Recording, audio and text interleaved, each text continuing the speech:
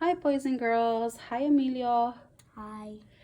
Do you guys know where all of this comes from? All this kind of food. Emilio, do you know where it comes from? ¿De dónde? From where? Like plants, soil, underground, trees, vines. It doesn't come from Albertsons and Ralph's? See? Oh. So where does all this come from? I know we don't get it just at the store. That's the last place it shows up. Let's find out. So all of these fruits and vegetables and the goods that you guys eat come from one place or different places called farms.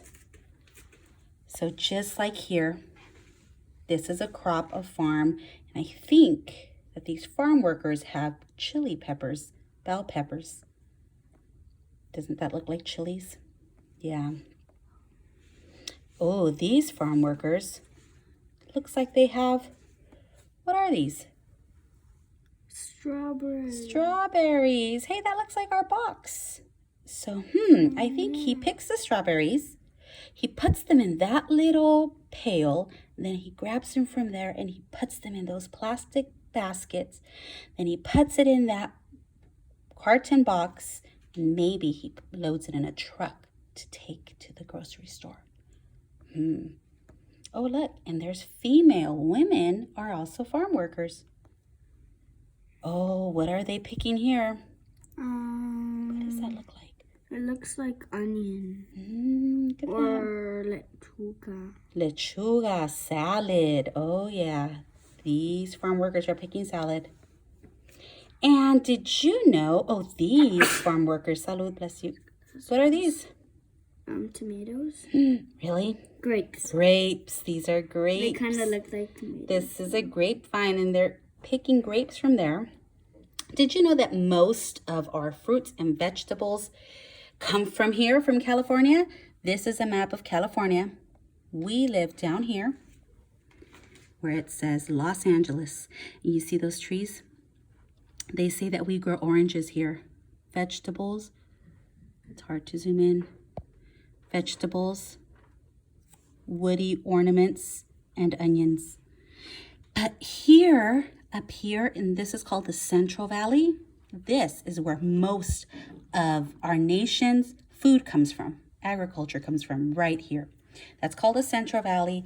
They have places like Fresno, Bakersfield, Delano, a lot of different places. Sacramento. They have all kinds of food and fruits, milk. They have plants, they have flowers, nuts, plums. Look at all the stuff that we grow, lemons and strawberries and raspberries. Rice, beans, all that comes from farms like the ones you just saw. But a long time ago, farm workers didn't look like this. They didn't drive these nice cars and had breaks to drink water.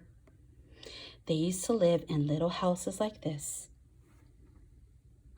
This is a real life picture of the 60s.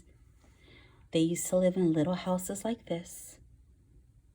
And it's hot over there where these farms are. And this is the kind of life they lived until this man came along. And his name is Cesar Chavez. And we are thanking him on Friday. It is Cesar Chavez Day. Oh, excuse me. And we're thanking him. Here's another one. For helping all the farm workers have rights, just like Dr. Martin Luther King Jr. helped. He was a civil rights person. So was Cesar Chavez. But he was the civil rights leader for farm workers, for all of these people that used to work on farms. And you can ask your parents or your grandparents or your uncles and aunts if they've ever worked on a farm long time ago, California, because they needed people to help them with all this food and pick all this food. They used to bring people from Mexico and other parts of the world to help them, and they were called braceros. They used to come and work in these farms. So today I'm going to read you a book called Let's Read About Cesar Chavez. It's really short. Okay, here we go.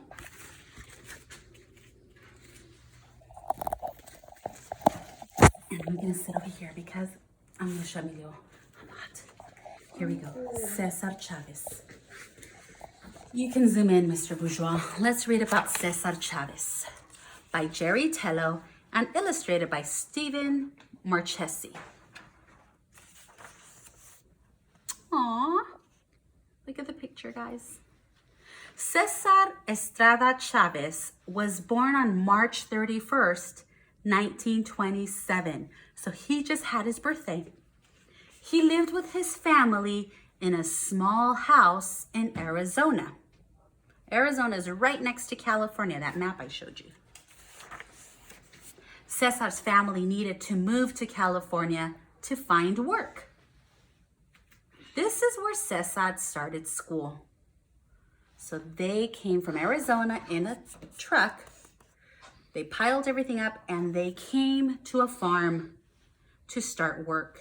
And that's when he started going to school. School was hard for Cesar. He spoke Spanish. His teachers spoke English. They had trouble understanding each other. So here's Cesar. He's not focused because he doesn't understand what she's saying. And she doesn't understand what he's saying. Poor Cesar. But Cesar loved to learn. He learned an important lesson from his mother.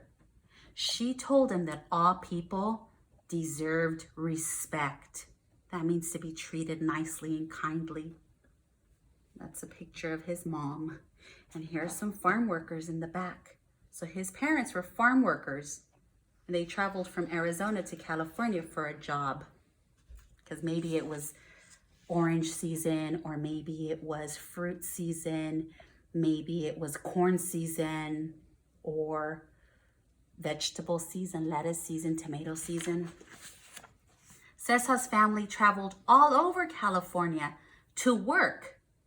They would pick fruits and vegetables in the fields, just like the ones I showed you guys. And remember, it's all over California? So he traveled all over California, not just in one spot.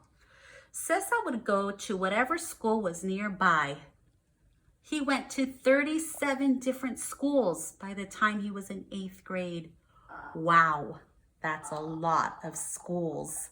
Can you imagine having to move 37 times as a kid and go to 37 schools and have 37 different teachers and 37 classrooms full of different friends? That must have been hard for Cesar, but he did it because his parents had to keep moving to different parts of California because they planted and they grew and they picked different types of vegetables that grow at different times of the year. Cesar had to leave school to work in the fields. Oh, did you hear that? Cesar had to leave school to work in the fields. He couldn't go to school anymore, just like you guys. But he couldn't go to school because he had to go help his mom and dad pick some more vegetables and fruit. What is that? Because you know what, Emilio? You know what, guys? The more fruit and vegetables that you picked as a farm worker, the more money you would get. So if you picked a lot of boxes of tomatoes, you'd get a lot more money than if you just picked one. So I bet you his dad and mom said, hey, Cesar, we need extra help. Your hands are perfect for those tomatoes. And you can help us so we can pick more and have more money. Well, he needed to help his family make money. I was right. Cesar worked from the morning until night. He saw the landowners treat the workers very badly. This went against his mother's lesson of respect. So these farms are owned by people, and sometimes those people were not very nice to their workers. And they wouldn't pay them a lot, and they wouldn't let them take restroom breaks and water breaks. And like I said, it was super hot in these places. Maybe they wouldn't have a nice little house for them, or like a running toilet or running water. And that wasn't very nice, was it? So then Cesar joined the Navy when he was 17 years old. He was sad to leave his family. He sent money home to help them. Cesar never forgot the hard life in the fields. Emilio has a question, but can you hold to the end? Thank you. Many years passed. Cesar went home to California in 1948. He met a young woman named Elena Fabela. They fell in love and soon got married. This is where you all go, ooh.